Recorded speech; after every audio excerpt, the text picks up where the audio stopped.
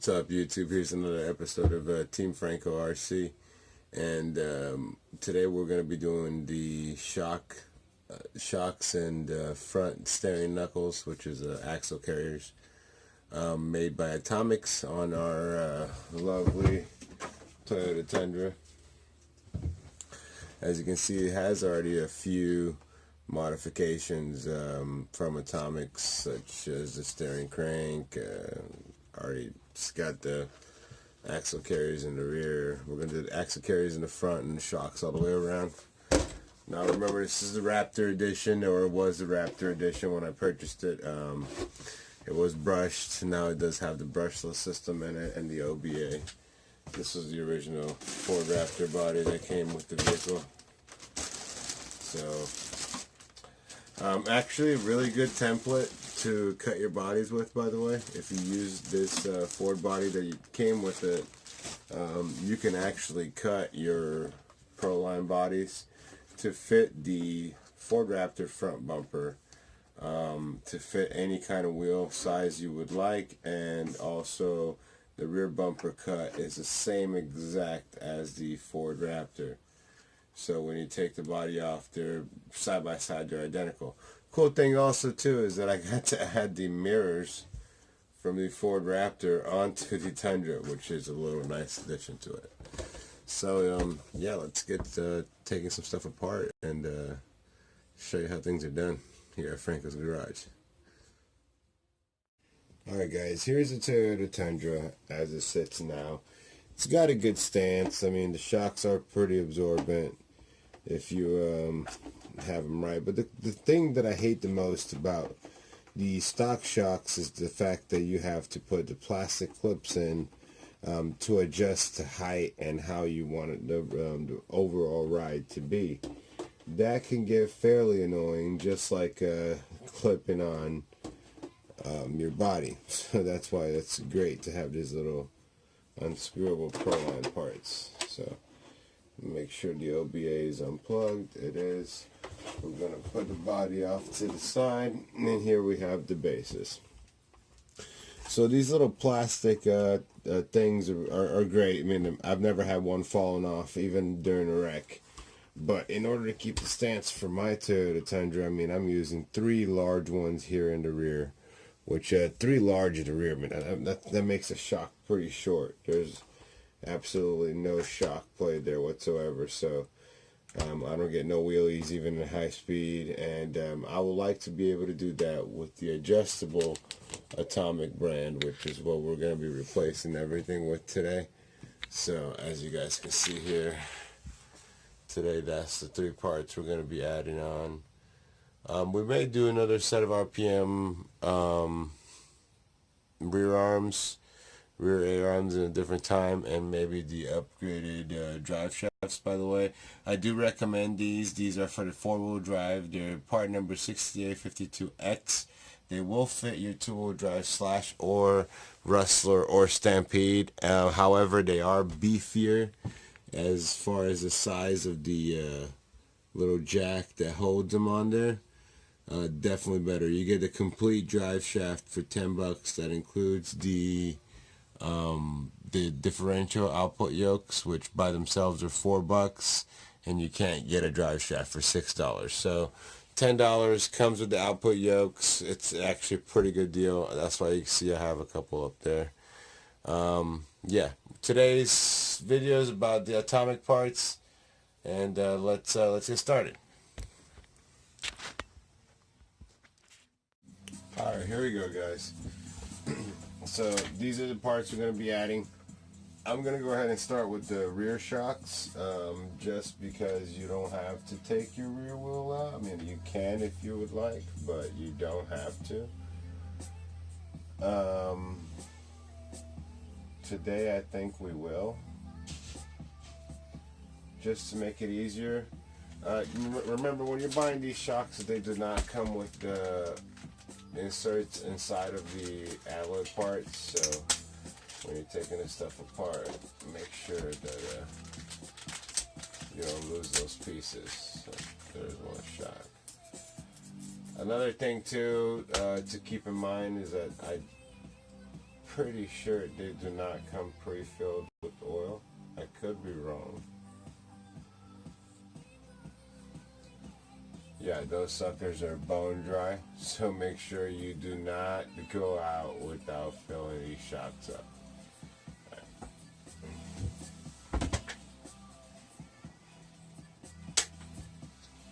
We have 40 weight silicone shock fluid. That's what we're going to be filling these guys with. Pretty greasy stuff, so just always keep in mind this stuff is pretty nasty, so you don't want to get it anywhere but inside the shock.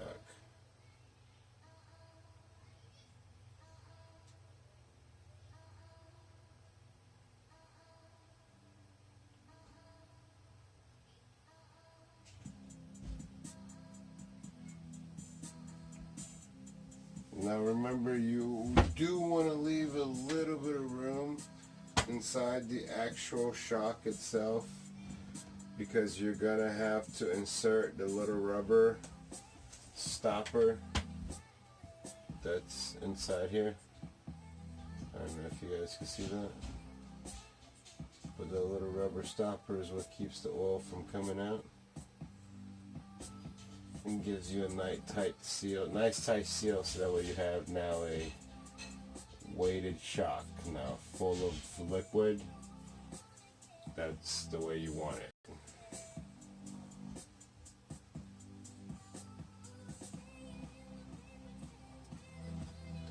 I love the fact that these shocks are adjustable now. And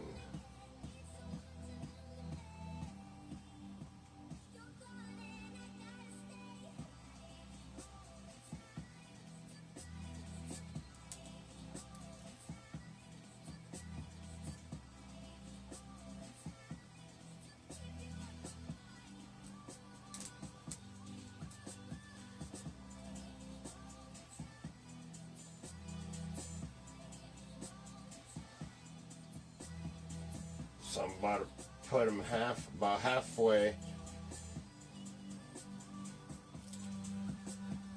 so that they're nice and stiff and they hold the truck up in a nice solid position. Anyway, so what I was talking about is in these bags, when you take them apart, you're going to have a new set of bolts and a new set of guides that are going to go in the top part of your shock for the rear, which I always recommend saving your old bolts because they're a little bit different than what you're going to be putting on. So always grab your handy dandy toolkit. I recommend you go to Harbor Freight and buy yourself one of these. I mean, it comes in handy. You're able to extend it, get where you need to get with it.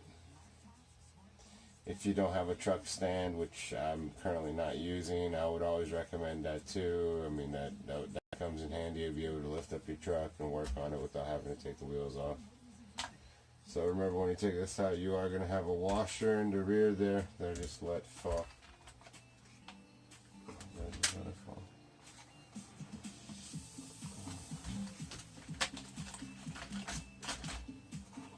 Anyways, you're going to have one in the rear there. So maybe you want to have something to kind of prop up the bottom of the truck after you take the shock off.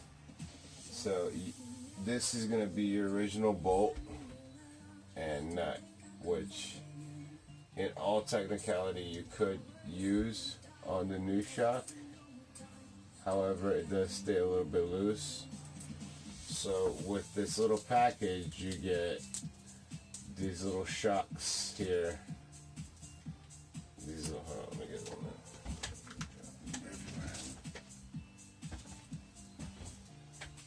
So you get these little guys here that actually are more snug to it, have a flush fit, and then you're gonna get a new screw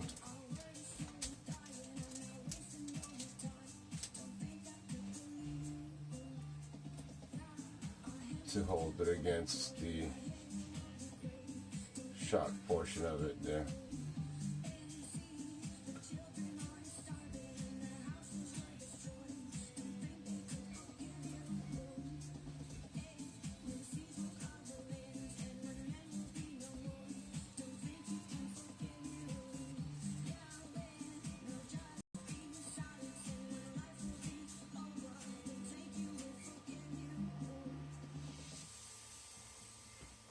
Anyways, so remember the height of the shock that you took out, and always remember that you're gonna have to change the actual size of the to a smaller one for the bottom portion of the shock, which that bolt you want to save because you're not going to get another one like it.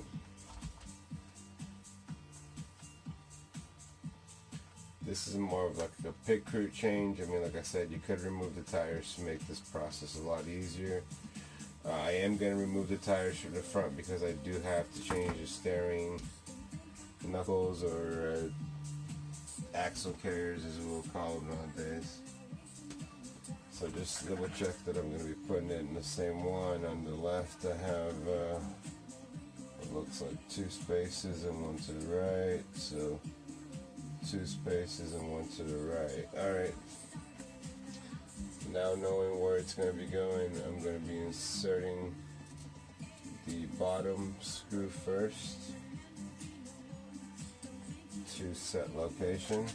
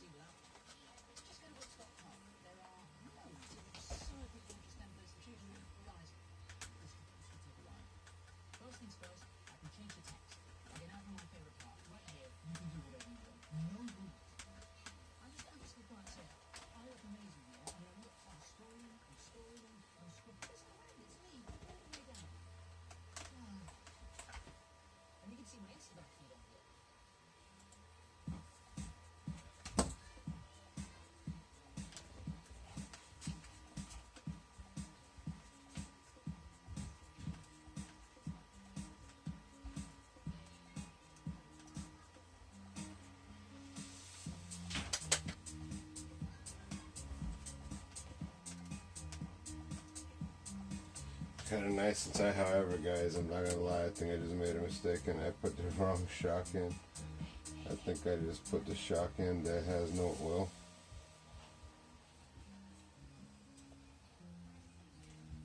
So I'm gonna have to unscrew this real quick just to double check. I did make that mistake, sorry. So let's fill this guy up.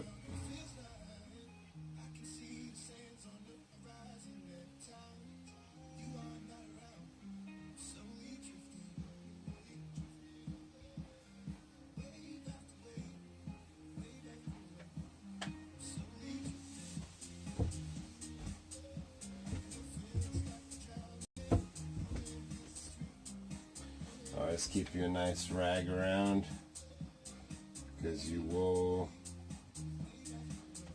this oil is very greasy and you will be needing to make it nice and even with the other side. Like I said, so that way you can't fit that little green cap on the inside there to give you a seal.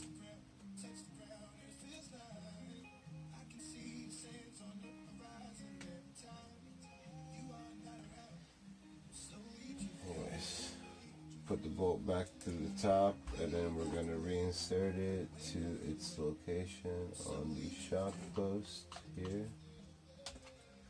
This is the portion where you could choose to put the washer from the original,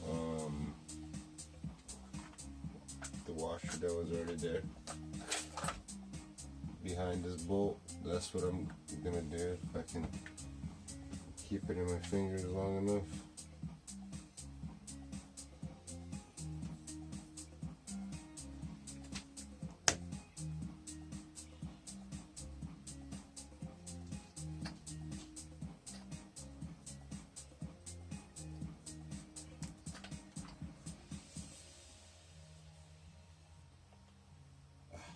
Problems and little details are hard to see.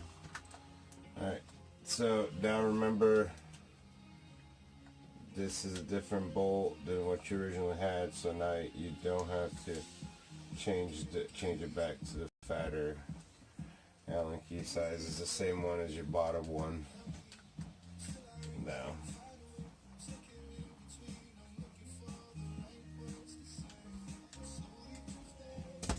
so now we kind of do want them to match a little bit.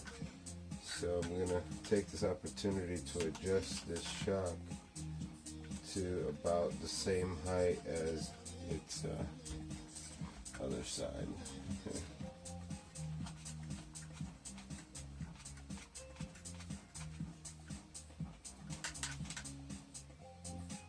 Great way to double check they're about the same height. This one's going to need a few more turns, and I think we should be fairly close. Perfect. All right. So that's one shock replaced there. What you eliminate by upgrading your shocks to the Atomik ones is all these black clips that are there to keep it from being stiff. Also, in its entirety, it is a better shock itself. The shock post itself is very much better. And the spring's a little bit smaller, but it's got a more travel way, and it's great for looks. So, I mean, probably if you're running a short course truck, I'd keep my stock Traxxas shocks until they broke. But as you can see, that one's even a little bit bent from tearing it up. So, all right, let's get this other side put on, and I'm gonna go ahead and we're gonna do that speed thing. You know, that speed thing where like everything just starts going fast, and I have it all done. I'll talk to you guys in 1 second.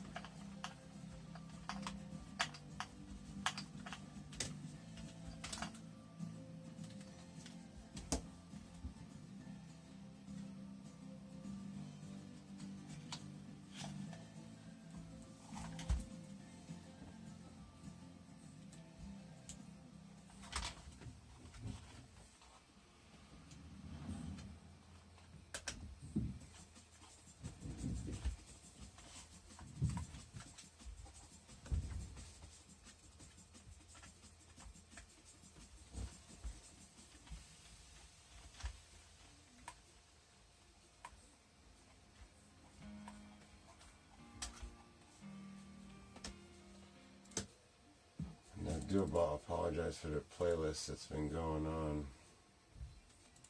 throughout the video, because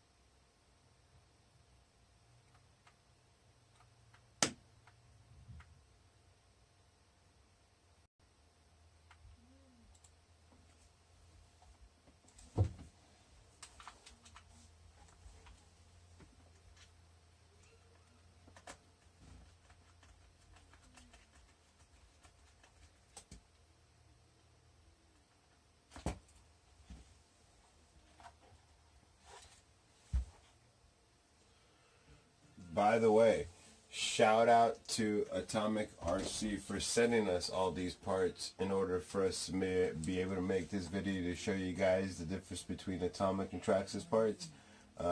Thank you for sending us the parts. We really do appreciate it. Close-up part number of the rear shocks for the Traxxas / Stampede or Rustler 1/10 scale. Probably end up using them on a Bandit if you would like as well. So this is the one where we already have the shock in. It's already adjusted, so we're just going to be placing it back in the same location that the other ones are in, which is skip the first two, be the third one here.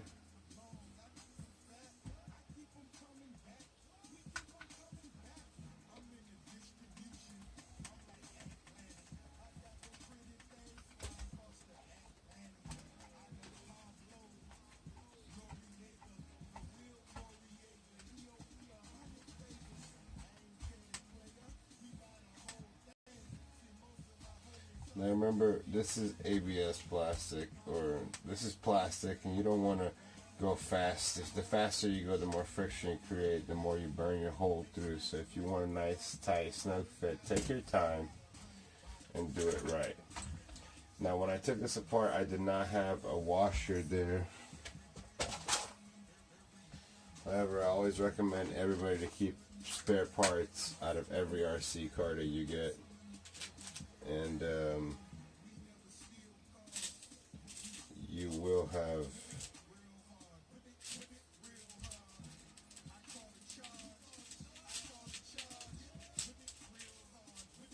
extra parts that you may need. Like, I ended up buying this Ghoul RC kit for $10 on Walmart.com. And it came with a whole bunch of washers. It came with just about everything that you would need to put anything back together. 3 different size bolts, 50 of each. It came with body clips. It came with a new tool to take out the wheel with. I mean, just that alone, if you go to your local hobby shop, will cost around $5. So that does save a little bit of money. So remember, we're putting it in from the outside. We're going to slide the screw in. We're going to put our brand new washer in the rear portion of the screw. Okay, and then we're going to attach here. Remember, we don't have to change the size of the Allen key head now because it matches the bottom, which makes it easier for takeoff as well.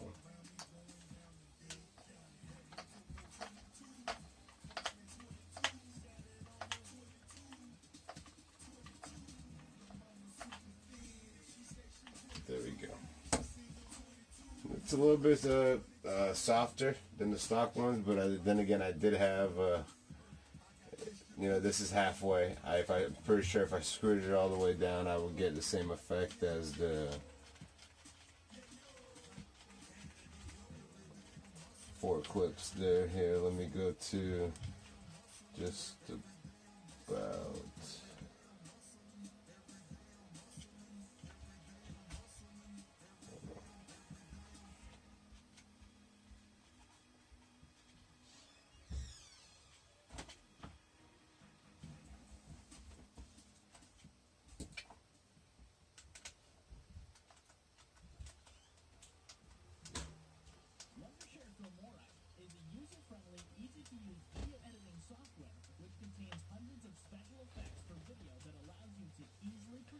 So the mistake I just made there was I went to go adjust the shock and without holding the proper place. Alright, so to expedite the service, I kind of took everything apart. As you can see here, we already have the rear shocks on, along with your Atomik RC. Here, let me turn this on. Alright, so you guys can see I've already I took the wheels off just to make the video a little bit better and process for you guys to see. There's the rear shocks. I have them about halfway. Pretty soft, good shocks. We do have already the Atomik rear axle carriers. Now what we're actually going to be doing is installing the front axle carriers along to replace stock ones, and the front Atomik small shocks. So this is the part number for the Atomik front shock 2-piece, and this is the part number for the front of the axle carriers. So probably the most painless, easier one to do right now is the axle carriers. So of course you want to take your wheel nut off. Behind it, you're going to take out your washer. Okay. Once taking out your washer, you're then going to, with whatever is best for you, but I just go ahead and use a flathead screwdriver, and I put it behind my hex thing here, and I pull it out. Set that down, pull your pin out, set that down. Now remove from the rear your whole entire shaft. Okay, so we have another one. There we go. Now in here, remember, you're gonna have two bearings. What I do is, I recommend you keep the bearings that you're gonna be putting in your new axle carriers. I wouldn't use your old ones unless they're fairly new. I mean, if you can't, of course, you just can't afford it. Go ahead and you reuse them. I keep the old ones in the old axle carriers because in the event of an emergency and one of my vehicles breaks, I already got an axle carrier. They already have bearings in it. I don't have to worry about it. You can get this from Walmart.com. Comes with 12 bearings in it. It is $8.88, and they're a lot cheaper than buying a Traxxas part. That's $3.50 at a hobby. Well, $3.50 in my hobby town to get 2 bearings. So $9 for 12 of them. Way better deal. Same exact bearing. Alright, so we're going to remove the bottom bolt here from the caster block that actually releases the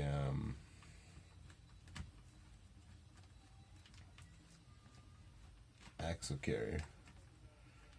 Remember, this is a half-threaded,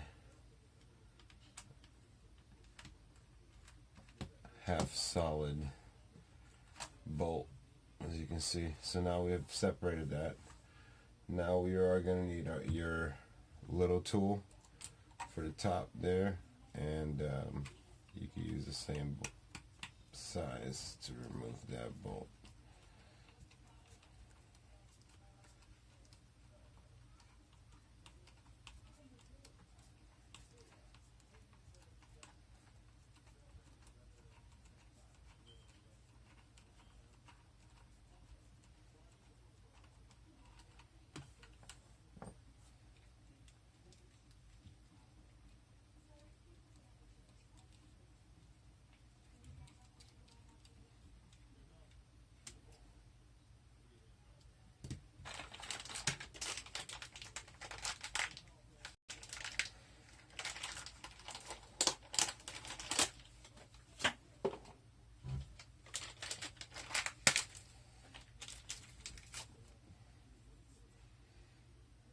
There's a difference between stock and the Atomik axle carrier.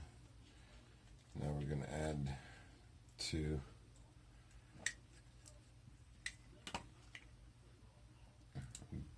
brand new bearings to them.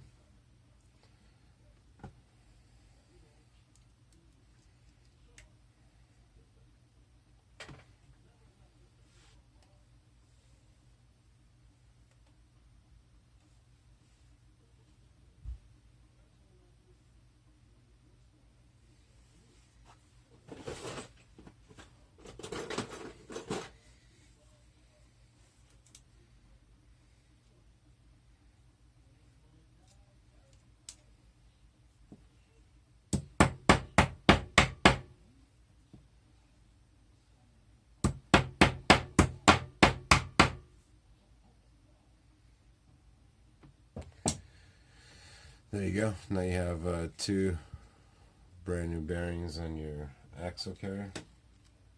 Put back together, same concept. You're gonna thread it back through the this portion of the axle carrier. You're then going to push it back through here and then put the nut on top. Tighten as far as you can. Return your little hex tool to it. Of course, you've already tightened the bolt through it, so you're actually going to have to turn the tool You're just keeping the screwdriver straight at the bottom. So you get a nice tight there. There you have it. Now you're going to return. And these atomic pieces always fit so well with each other. I mean, there's not a gap there. Now you're going to return the... oh, almost lost the card there. You're going to return the card. You're going to return this pin to the bottom here. Keeping an eye where the hole is. Okay, so now we have that.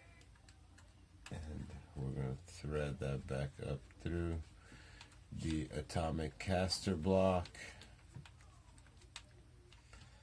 And then now it's basically rebuilt. I mean, you always want to wipe down your parts, make sure they're grease free. This one you insert from the rear. What I like to do is I'm going to go ahead and put a washer back there just to keep things nice and tight. I'm going to then insert the pin through there. Put your hex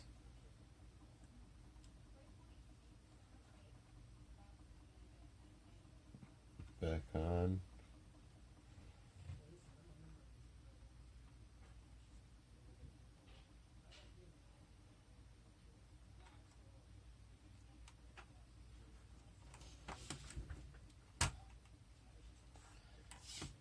And then, of course, your wheel washer.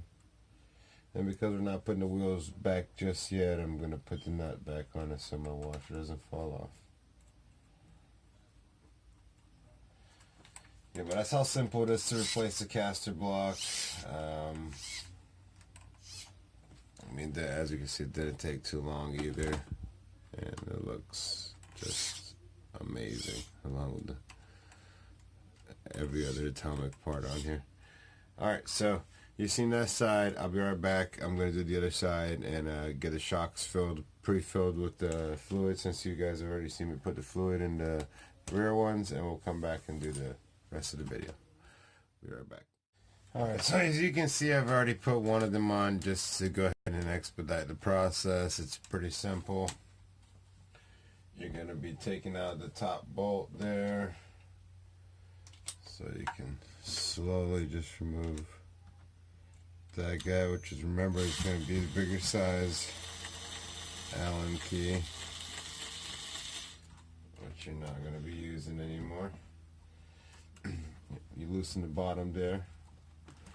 Now once you've loosened the top and the bottom just enough, you should be able to just pull your shock up.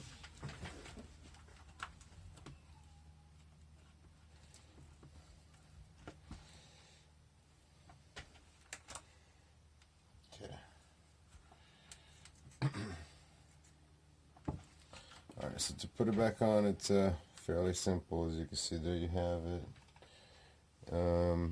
If you want to do speed runs and fast runs, you want the outer one. And if you're doing a short course, like a type of track on the dirt, I would use the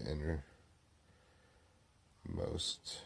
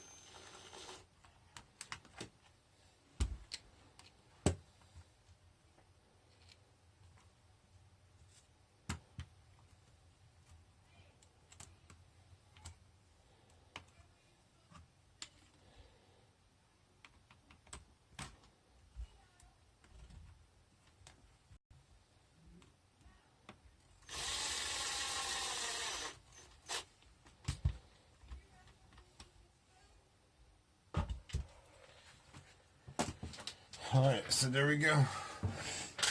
Front and rear shocks. Atomik. We have the caster blocks, front axle carriers, the steering controls that we have there. I forget what that's called. The bell crank. I believe it's what it's called. Atomik bell crank. Rear shocks, rear axle carriers. I mean, it's starting to look real good. Lots of blue chrome, so. I'll show you once the wheels are back on it, what it looks like, and we'll finalize our video and thoughts here in a second. Alright YouTube, that's what it looks like with the wheels back on it. Pretty good shock system. Atomik, thank you very much for sending us the Atomik parts to try out. These are the 3 Atomik parts they sent us in the mail to you know, go ahead and make a video about them and let you guys know that these parts are out there readily available, and they are awesome. Everything is looking nice and blue and chrome, and not to mention the ride is super smooth. So I'm gonna put a body back on it. Give me a second and I'll show you what it looks like. Alright YouTube, that's what the truck looks like after all the parts were installed. As you can see, we have Atomik RC on everything now. Please like and subscribe if you enjoyed the video. Also, I just wanted to do a shout out for Atomik RC for sending us the parts to put on the now more badass Toyota Tundra TRD-OBA. Try saying that 5 times fast. Well, alright guys, keep doing that RC thing.